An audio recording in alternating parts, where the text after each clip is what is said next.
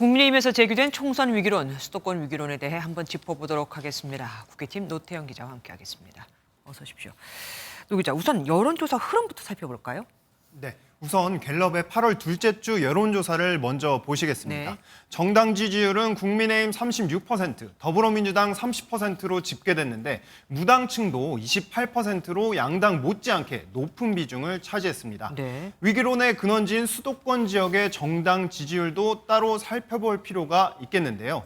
리얼미터가 지난 10일부터 이틀간 조사한 서울의 정당 지지율은 민주당 49%대 국민의힘 35.3%, 인천 경기는 민주당 48.4%대 국민의힘 36.2%였습니다. 네. 엠브레인 퍼블릭 등이 지난 14일부터 조사했을 땐 국민의힘과 더불어민주당은 서울에서 각각 32%와 21%, 인천 경기에서 33%와 23%로 나타났습니다.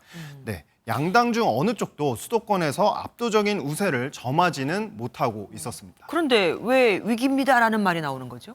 네, 현재 윤석열 대통령 국정 수행에 대한 긍정 평가가 올라간다. 그리고 국민의힘이 민주당의 지지율에서 앞선다. 이렇게만 봐선 안 된다는 게 당내에서 우려를 제기하는 이들의 목소리입니다.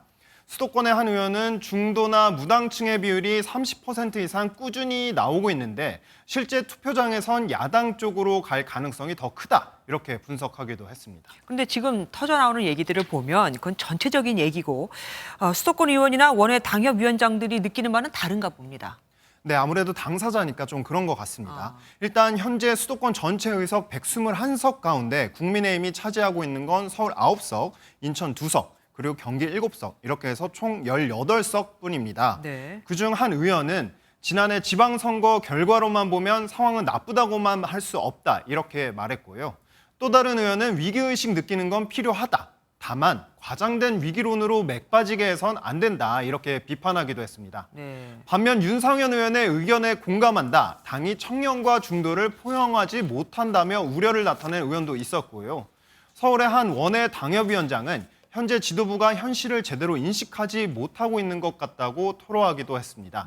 지역에 걸도록 내려보내는 현수막 문구를 보면 당과 대통령을 앞세우는 그런 문구 위주인데 이는 표를 얻지 못하기 때문에 그대로 달지 않고 그 지역에서 민생 관련 문구로 만들어 달고 있다, 이렇게 전하기도 했습니다. 지금 각 지역 조직위원장 중에는 공석도 있잖아요. 여기도 사람을 채워넣는 작업이 진행되고 있는 거죠. 네, 그렇습니다. 국민의힘 조직강화 특별위원회는 오는 24일 회의를 가진 뒤 36곳 사고 당원협의회의 지역위원장 인선을 일부 발표할 예정입니다. 네. 당협위원장이 되면 총선 공천에서 유리한 고지에 서게 된다, 이렇게 볼 수 있는데요. 그렇죠. 하지만 일부 지역은 비워둘 걸로 전해졌습니다. 경기 분당을과 의정부 갑, 그리고 서울 마포가 앞 등이 공석이 될 가능성이 있다, 이렇게 거론되는데요. 총선 준비하기에 늦는 것 아니냐, 이런 우려가 나오고요. 네. 대통령실 공천 자리를 비워둔 거냐는 등의 뒷말이 나올 수도 있겠습니다. 오랫동안 비워둘 수도 없겠군요. 지금까지 노태영 기자와 함께했습니다. 고맙습니다. 안녕하세요, 김주하입니다. 공정하고 신속한 MBN 뉴스, 유튜브를 통해서도 만나보실 수 있습니다.